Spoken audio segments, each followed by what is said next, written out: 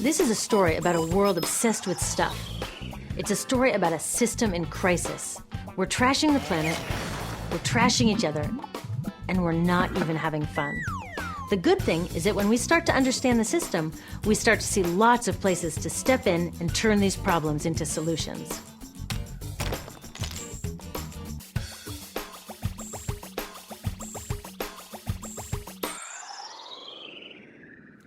The other day, I couldn't find my computer charger. My computer is my lifeline to my work, my friends, my music. So I looked everywhere, even in that drawer where this lives. I know you have one too, a tangle of old chargers, the sad remains of electronics past. How did I end up with so many of these things? It's not like I'm always after the latest gadget. My old devices broke or became so obsolete I couldn't use them anymore. And not one of these old chargers fits my computer. Ugh! This isn't just bad luck. It's bad design. I call it design for the dump. Design for the dump sounds crazy, right? But when you're trying to sell lots of stuff, it makes perfect sense. It's a key strategy of the companies that make our electronics. In fact, it's a key part of our whole unsustainable materials economy.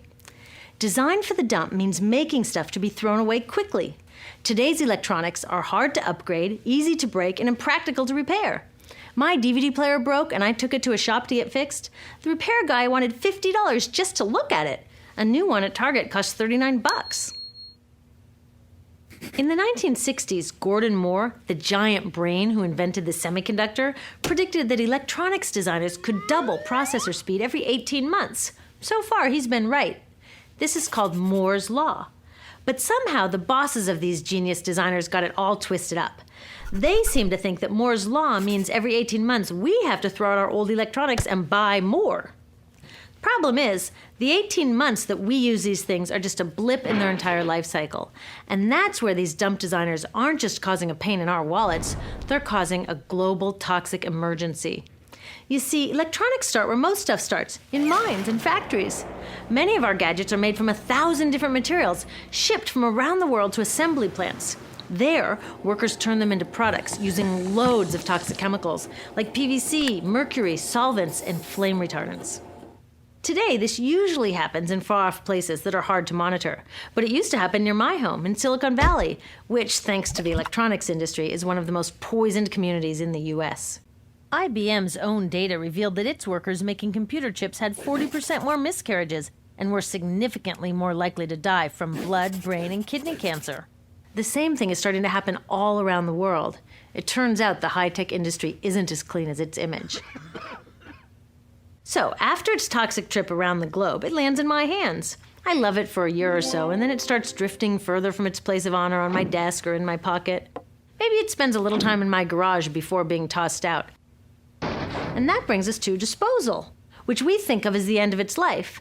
But really, it's just moved on to become part of the mountains of e-waste we make every year.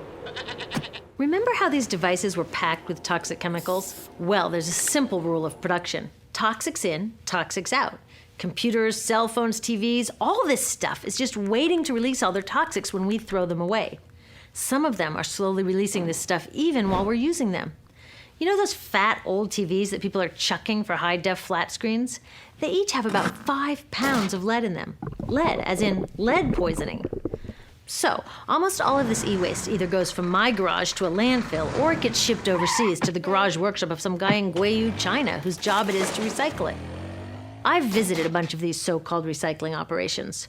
Workers without protective gear sit on the ground smashing open electronics to recover the valuable metals inside and chucking or burning the parts that no one will pay them for.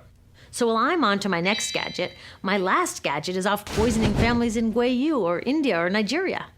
6 billion tons of e-waste have been dumped, burned, or recycled. And most recycling is anything but green. So are the geniuses who designed these electronics actually evil geniuses? I don't think so, because the problems they're creating are well hidden even from them.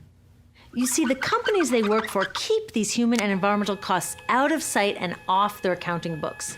It's all about externalizing the true costs of production. Instead of companies paying to make their facilities safe, the workers pay with their health. Instead of them paying to redesign using fewer toxics, villagers pay by losing their clean drinking water. Externalizing costs allow companies to keep designing for the dump. They get the profits and everyone else pays. When we go along with it, it's like we're looking at this toxic mess and saying to companies, you made it, but we'll deal with it. I've got a better idea. How about you made it, you deal with it? Doesn't that make more sense? Imagine that instead of all this toxic e-waste piling up in our garages or in the streets of Guayu, we sent it to the garages of the CEOs who made it. You can bet that they'd be on the phone to their designers pretty fast demanding they stop designing for the dump. Making companies deal with their e-waste is called extended producer responsibility, or product take-back. If all these old gadgets were their problem, it would be cheaper for them to just design them longer lasting, less toxic, and more recyclable in the first place. They could even make them modular so that when one part broke, they could just send us a new piece instead of taking back the whole broken mess. Already, take-back laws are popping up all over Europe and Asia. In the US, many cities and states are passing similar laws. These laws need to be protected and strengthened. It's time to get these brainiacs on our side. With take-back laws and citizen action to demand greener products, we can start a race to the top where designers compete to make long-lasting, toxic-free products. So let's have a green Moore's Law. How about the use of toxic chemicals will be cut in half every 18 months?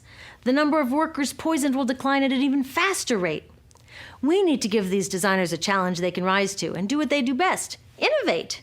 Already, some of them are realizing they're too smart to be dump designers and are figuring out how to make computers without PVC or toxic flame retardants. Good job, guys. But we can do even more. When we take our e-waste to recyclers, we can make sure they don't export it to developing countries. And when we do need to buy new gadgets, we can choose greener products. But the truth is, we are never going to just shop our way out of this problem, because the choices available to us at the store are limited by the choices of designers and policymakers outside of the store. That's why we need to join with others to demand stronger laws on toxic chemicals and on banning e-waste exports. There are billions of people out there who want access to the incredible web of information and entertainment that electronics offer. But it's the access they want, not all the toxic garbage. So let's get our brains working on sending that old design for the dump mentality to the dump where it belongs, and instead building an electronics industry and a global society that's designed to last.